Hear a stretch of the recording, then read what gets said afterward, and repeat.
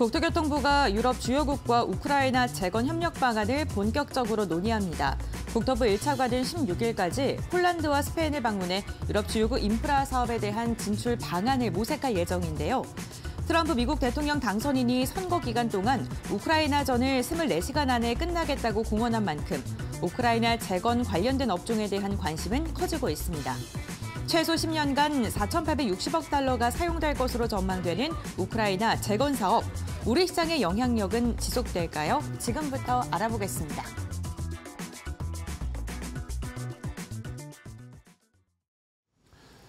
네, 이슈레이더 본격적으로 좀 시작을 해보겠습니다. 오늘은 SK증권 서용원 차장님 오셨고요. 그다음에 곽유정 파트너 늘 함께하고 계십니다. 어서 오십시오. 네, 안녕하세요. 네, 오늘 첫 번째 저희가 선정한 이슈는 우크라이나 재건 관련주 얘기입니다. 트럼프가 이제 선거 유세 때도 그랬고요. 내가 당선만 돼, 그럼 바로 그냥 전쟁 끝내버릴 거야. 뭐 이런 얘기들을 했었고.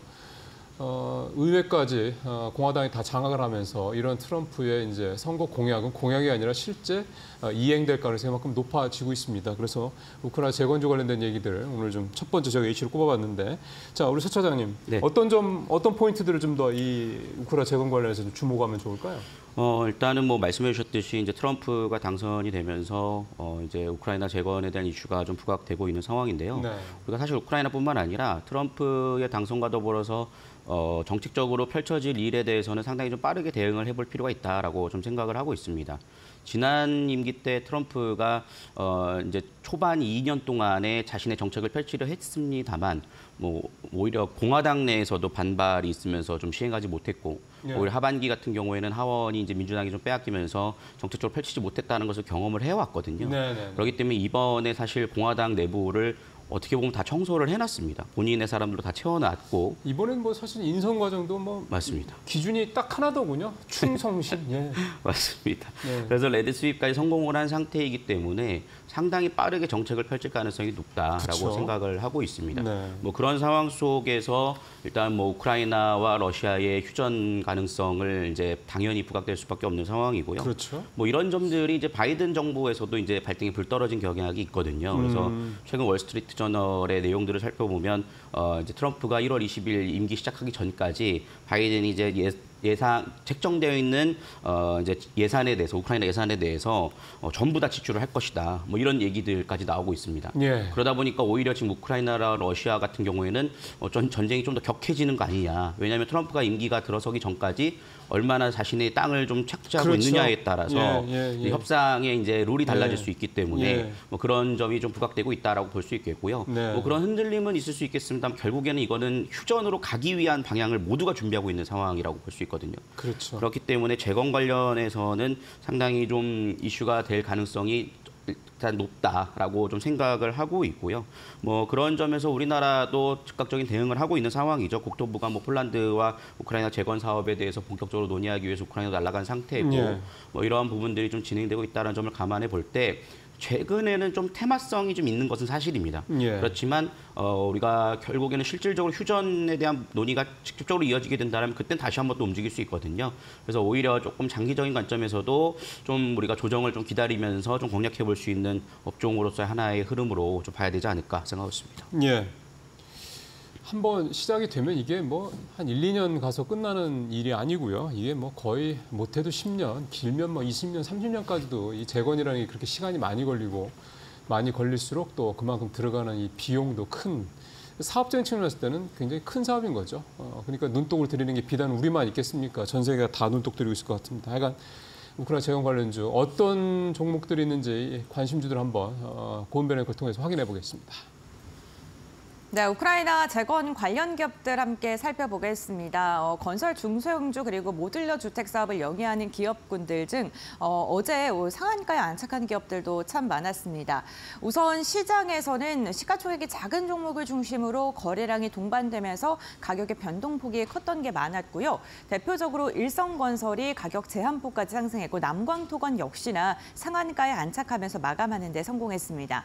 TIM도 가격 제한폭까지 오르면서 4,200원대를 시원하게 돌파했는데요. 우크라이나에 관련되어 있는 사람들과 협력 방안에 대한 모색 이야기를 나눴다라는 소식이 전해지면서 직접적인 수혜를 받을 것으로 기대되고 있습니다. 히림도 25%가량의 급등세가 연출이 됐습니다. 거래량이 강하게 동반됐고요. 삼부토건 같은 경우엔 전일에는요 3%가량의 오름세가 확인이 됐습니다만 차트상을 보게 된다면 꾸준하게 우상향 곡선을 그리고 있고요. 7거래일 연속 주가의 상승력이 나왔습니다.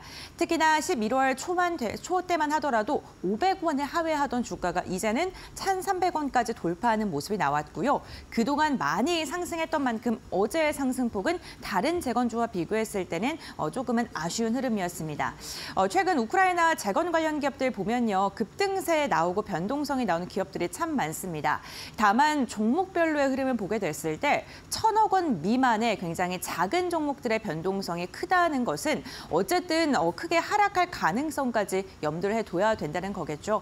그렇다면 우크라이나 재건 관련 기업들 가운데 내실이 탄탄한 기업, 우리가 눈여겨볼 만한 기업은 어떤 게 있을까요? 지금부터 알아보시죠.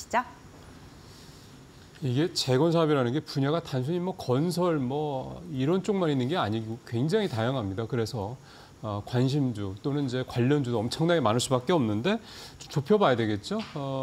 서 차장님 어떤 종목 오늘 생각하세요? 제가 좀 보고 있는 종목은 SG라는 종목인데요. 네, 많이 우리 이제 얘기합니다. 네, 맞습니다. 사실 우크라이나 재건을 아까 말씀해 주셨듯이 우리나라만 사실 눈독 들이는 건 아닙니다. 그럼요. 네. 사실 지금 직접적인 수혜를 입을 수 있다라고 하는 뭐 나라로 따지면 뭐 터키의 뭐 시멘트 사업이라든가 이쪽이 가장 크다라고 얘기 나오고 있지만 그렇기 때문에 우리나라에서도 직접적으로 사실 우크라이나와의 협력 관계가 있는지에 대한 여부를 통해서 좀 옥석이 좀 가려질 것으로 예상이 좀 되고 있고요. 예. 최근 우크라이나 관련된 종목들의 움직임들을 살펴보면은 아무래도 좀 시장 자체에 거래가 없다 보니까 좀 중소형 단에서 상당히 좀 강하게 움직이는 경향들은 있으나 네. 이런 부분들의 추격보다는 좀 더 실질적인 좀 수혜 종목으로 한번 볼 수 있는 것이 좋지 않을까라는 생각을 하고 있습니다. 예. 뭐 SG 같은 경우에는 뭐 아스팔트 까는 그런 아스콘 기업이라고 좀 볼 수가 있겠고요. 예. 2021년과 3년도에도 우크라이나와 350억 규모의 아스콘 수주를 좀 확보한 상태입니다.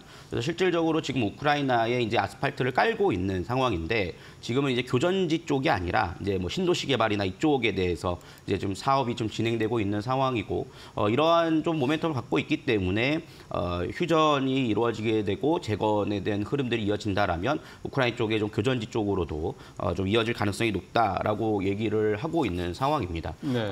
그리고 현재 지금 뭐 SG 같은 경우에도 포스코 인터내셔널과 합작을 해서 우크라이나 도로 복구 공동 추진을 하기 위한 사업을 좀 진행을 하고 있는 상황이라고 좀 볼 수 있겠고요. 네. 특히나 SG가 아까 저희도 우리가 얘기가 나왔듯이 실적이 좋냐 안 좋냐 이번 부분도 중요할 텐데 최근 실적들은 그렇게 썩 좋지는 않습니다. 국내에 이제 그 아스팔트 사업에 대해서 이제 중소기업들을 지원하기 위한 좀 규제가 있다 보니까 네. SG가 급격하게 좀 실적이 좀 하향한 부분들이 좀 있는데 이런 부분들이 올해 초부터 좀 규제 완화가 좀 이루어졌습니다. 그러면서 실적 회복세도 함께 좀 이어지고 있다라는 점을 감안해 볼 때 지금 현재 실적과 그다음에 우크라이나 재건 관련 이슈가 더불어서 함께 좀 공략해 볼 수 있는 종목으로 좀 충분하지 않을까라고 생각을 하고 있습니다. 예, SG 우크라이나 재건주 얘기 나오면서 계속해서 하여간 상단에 계속 이름을 좀 올리고 있는 그런 대표적인 이 관련주 봐야 되겠죠. 자, 우리 곽 파트너께서는 어떤 재건주 어떤 거 보고 계세요? 네, 재건주 최근에 좀 많이 가지고 와서 제가 계속 순차적으로 종목들을 제시를 도와드리는 것 같은데요. 그만큼 많죠. 네네, 그래도 가장 좋은 기업, 좀 실질적인 수혜를 받을 수 있는 기업은 차장님이 말씀하신 SG 여전히 생각을 하고 지난번에 있고요. 그 파트너님 말씀하셨던 종목이거든요. 네네, 그리고 현대 에버다임은 이제 그날 그랬죠. 당일날 또 급등이 나오기도 했었고, 그러면 이제 또 추가적인 세 번째 주자로 올라갈 수 있을 만한 종목은 뭐가 있을까 고민을 한 끝에 SY라는 종목을 가지고 왔습니다. 오늘은 S 패밀리들이군요. 네. 네. SY는 뭐 어떤 쪽입니까? SY는 이제 모듈러 주택을 만드는 기업이라고 볼 수가 있을 것 같은데요. 예. 이 SY의 자회사 중에서 SY 스틸텍이라고 데크플레이트 만드는 기업이 있습니다. 근데 SY 스틸텍이 트럼프 트레이드 이제 수혜주로 이미 몇 주 전부터 움직임이 계속 나오기도 했었고 거의 한 달 내내 상승세가 나왔었거든요. 맞아요. 근데 이제 SY 스틸텍 입장에서는 이제 공시를 내놨습니다. 전혀 상관이 없다. 우크라이나 재건과 전혀 상관이 없다라고 이야기를 했는데, 그래요? 근데 그럼에도 불구하고 이제 관련주로 엮이는 이유는 SY 쪽에서 올해 1월달에 휴먼 C&D와 국내 모듈 프로젝트 추진을 위한 MOU 체결을 했습니다. 네. 그리고 또 지난해 5월달에는 폴란드 바르샤바에서 열린 우크라이나 재건 포럼에 참석을 해서 SY가 이제 폴란드 쪽 현재 생산 설비를 투자하는 내용들로 이제 진행을 했었거든요. 근데 네. 이 폴란드라는 곳 자체가 우크라이나랑 굉장히 좀 밀접해 있다 보니까 그 폴란드를 통해서 육로를 통해 한 3-4시간이면은 또 물자를 운송할 수 있다는 장점이 있기 때문에 네. SY 또한 이제 모듈러 주택이 재건할 때 가장 좀 쉽고 빠르게 건설을 지을 수 있다라는 점에서 또 이런 거점을 또 마련했다라는 점에서 재건주로 엮이고 있고 또 그에 따른 수혜가 자회사까지 미치지 않을까라고 해서 이제 연관성이 만들어진 거거든요. 네. 근데 보니까 SY가 최근에 SY 스틸텍 올라가고 나서 그다음에 또 SY도 바닥권에서 거래량이 또 들어와주는 모습이 관측이 되고 있더라고요. 예. 그러니까 지금 우크라이나 다시 재건 테마 섹터로 지금 엮여서 종목 움직임이 만들어지고 있다라는 걸로 해석을 해볼 수가 있을 것 같고요. 사실 이제 지금 재건주 같은 경우에는 이제 트레이딩 관점으로 보셔야 되기 때문에 일단 그냥 관심 종목에 좀 넣어 놓으셨다가 거래량이 들어오거나 주가가 좀 변동이 있을 때 그럴 때 이제 분봉 흐름 보면서 접근하시는 것을 저는 권장을 드리고 싶습니다. 예. 주가 움직임도 같이 함께 그렇죠. 보도록 할 텐데요.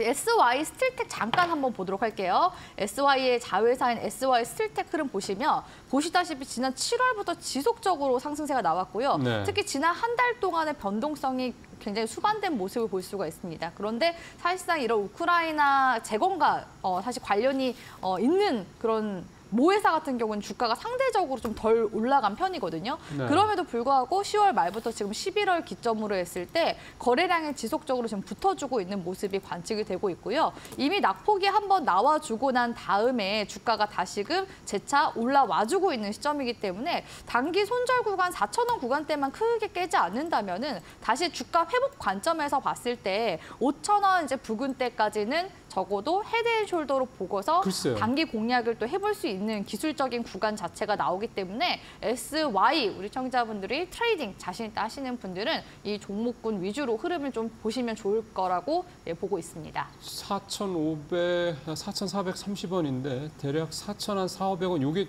직전 고점이군요. 요거 좀 벗겨내면 다시 한번 말씀하신 대로 5,000원대 초중반 한번 해볼 만한 현재 차트상으로는 좀 그렇습니다. 이제 펀더멘털이 이제 얼마나 뒷받침이 되느냐. 사실 근데 요즘에 펀더멘털 별로 이제 그거보다는 수급이 중요한 시기라 어쨌든 그리고 뭐 또 재료보다 수급이 또 요즘에는 특히 더 중요한 시기니까 그런 점들을 감안하시면서 보셔야 되고 SY 스틸텍 저도 뭐 우크라 재건주하면서 여러 번 얘기했던 것 같은데 이 회사는 공식적으로 우리는 우크라 재건주 아니에요라고 얘기했다는 것도 시청자분들께서 참고하시기를 바라겠습니다.